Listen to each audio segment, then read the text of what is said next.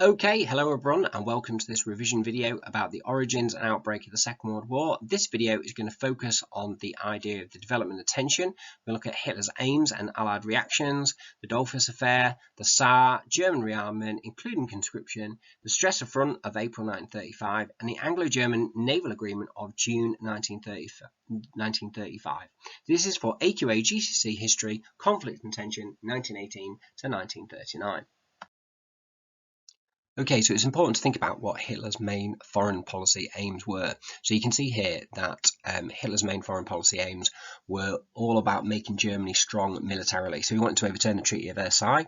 He wanted to rearm Germany, make it strong again. That's something that he did straight away once he became Chancellor of Germany in January 1933. He pledged to destroy communism, which pitched him straight away against the Soviet Union. So the Soviet Union was naturally very concerned when Hitler became the leader of Germany. He wanted to unite the Volksdeutsche and create a greater Germany. So he wanted to regain control of the German-speaking people who had gone to live in other countries as a result of the Treaty of Versailles. So approximately 10% of the German population were living outside Germany after 1919. One of the most significant areas to think about in terms of that was the Sudetenland in Czechoslovakia, where there were many German-speaking people living. And he also wanted to create living space in the east, which was called Lebensraum. So in terms of other countries reacting to Hitler's foreign policy aims, the key thing here is the impact of the Great Depression. So if you look at a country like Britain, for example, they were struggling with the social and economic changes brought about as a result of the Great Depression, and the overarching sense in Britain was that everything possible should be done to avoid another war. So this obviously led to the policy of appeasement. France was also concerned about the threat of Germany.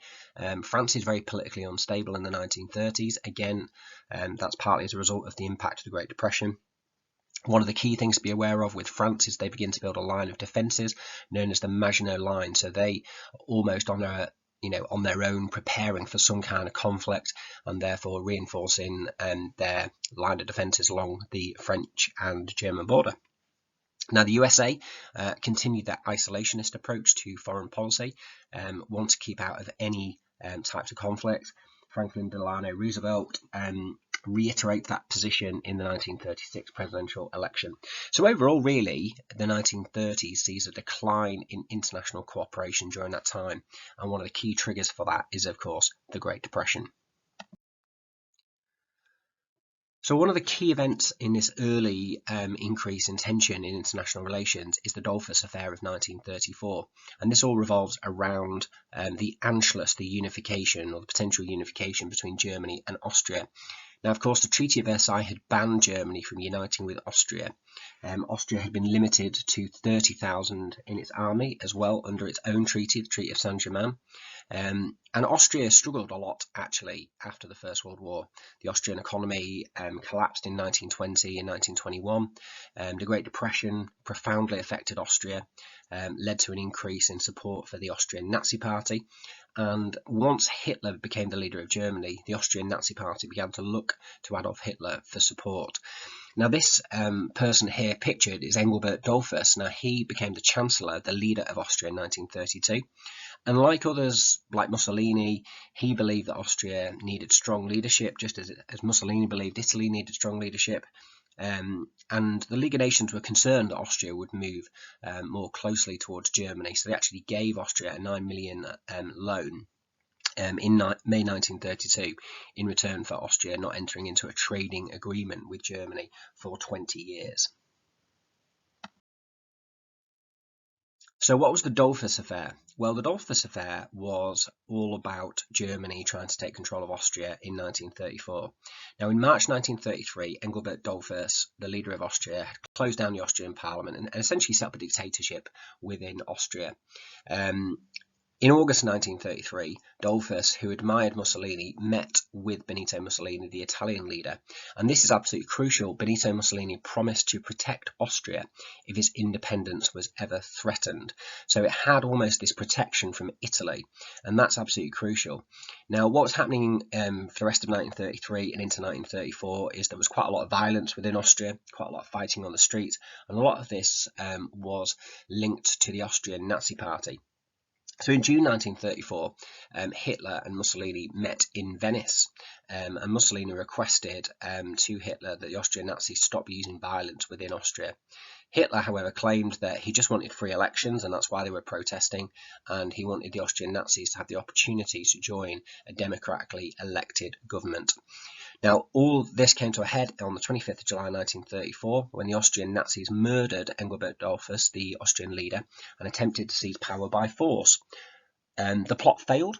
The reason why the plot failed was because the Austrian army supported the government, and Benito Mussolini, the Italian leader, moved 40,000 Italian troops to the border, and this discouraged Hitler from getting involved. So the Dollfuss Affair is really significant, and it's really significant because it shows that you could stand up to Hitler in 1934. Hitler didn't want to get into a conflict with Italy, so he backed down because of the Italian troops on the border. But what it also shows, and this is absolutely crucial to understanding what will happen next in 1935, is it shows how crucial Italy is as an ally to Britain and France against Germany. And that's going to lead to an agreement called the Stresa Front, which we'll find out about in just a moment.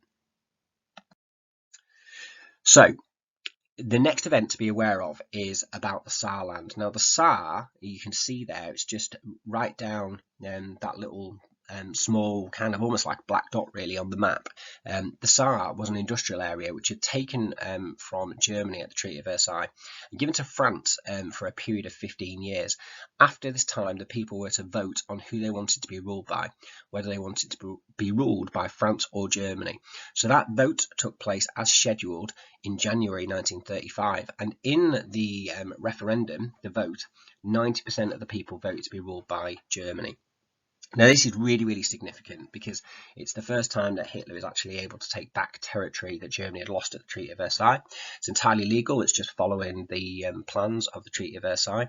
But of course, Hitler used it as a propaganda victory to show that German-speaking people wanted to join with Germany, and he was able to use this to then say, well, what about the German-speaking people in other areas, most notably, of course, the Sudetenland area within Czechoslovakia. It also really helped Hitler in his plans to rearm Germany because the Saarland was full of large coalfields, and they could be used to power the new factories that were making the weapons and the goods to rearm Germany. So a really, really significant event, the return of the Saarland to Germany in January 1935. So in terms of German rearmament, Hitler began to secretly rearm in 1933, famously training people to be things like glider pilots, for example, so that there was enough people within Germany that were trained as pilots. So when the time came to have an air force in Germany, then there would be enough pilots within Germany. He began to secretly draft unemployed workers into the army. He had promised at the disarmament conference in May 1933 not to rearm Germany, but he only said he would do that if other countries were doing the same, and most notably France was very reluctant to disarm. This all came to a head by October 1933, where Hitler actually withdrew Germany from the disarmament conference. This is the League of Nations disarmament conference, and he also withdrew Germany from the League of Nations as well. And you can see here that so-called spirit of Locarno that had existed, and the better international relations. If you think back to Gustav Stresemann winning the Nobel Peace Prize in 1926 after the Locarno treaties, this is all starting to change, and this is an important turning point. Hitler began to secretly build fighter planes, and he ordered the German army to be trebled to 300,000 soldiers. Now, another crucial event is in March 1935, is that Hitler announces to the world that he is openly rearming. He announced he had an air force, he announced that Germany would introduce conscription and build the army up to 750,000 soldiers. So this is an open defiance of the Treaty of Versailles. Now, in terms of reactions to this, in Britain, most people felt that the plans were reasonable, and remember there's that sense within Britain in particular that the Treaty of Versailles had been too harsh. The impact of John Maynard Keynes' book, The Economic Consequences of Peace, for example. In Germany, rearmament was really, really popular, boosted support for the Nazis. Many Germans had hated the limits that were placed on the country after the Treaty of Versailles. And other countries began to build up their armed forces. The Soviet Union in particular began to increase its military forces as well. So I suppose one of the key consequences of this open rearmament was Britain, France and Italy moving to make a stronger alliance between themselves. So in April 1935, Britain, France and Italy met at a place called Stresa in northern Italy, and they basically were there to discuss how to deal with Germany. So this is in direct response to Germany really announcing their open rearmament. So they agreed to keep the borders at Locarno, and they agreed that they will protect Austrian independence, and they agreed to stop Germany breaking any more of the Treaty of Versailles, including any attempts to remilitarize the Rhineland. So that's absolutely crucial to understand the Stresa Front. What's also highly significant is that only a few weeks later, in June 1935, Britain signs the so-called Anglo-German Naval Agreement. And within this naval agreement, Britain accepts a German plan to have a navy 35% the size of Britain's. Germany is also allowed to build submarines. Now, both of these points go completely against the Treaty of Versailles. And I would argue that this event really, destroys the Treaty of Versailles. And what it does is it shows that Britain is acting in its own self-interest. It wants to have the largest navy. It's concerned about German rearmament. Therefore, it allows Germany to have a navy 35% the size of Britain's. And within that plan, that would preserve the idea that Britain is going to have the strongest navy. But what it does is it shows Britain working on its own, not working with France and Italy, and it destroys the Treaty of Versailles because under the terms of the Treaty of Versailles, Germany was restricted to just 6 battleships and was not allowed to have any submarines whatsoever. So there's some key information there about why the Anglo-German Naval Agreement is such a turning point in international relations. It completely undermines the Stresa Front. Mussolini is absolutely livid and angry about it. He sees the agreement as a sign of British weakness. And of course, only a few months later, Mussolini would take the step to invade Abyssinia. And in 1936, he would come to his own agreement with Hitler, which of course was the Rome-Berlin Axis. So there's a source here which just shows the 3 individuals that were very much linked to the Stresa Front. So Anthony Eden, who was the British Foreign Secretary, Pierre Laval, who was the Prime Minister of France, and Benito Mussolini, who was the leader of Italy.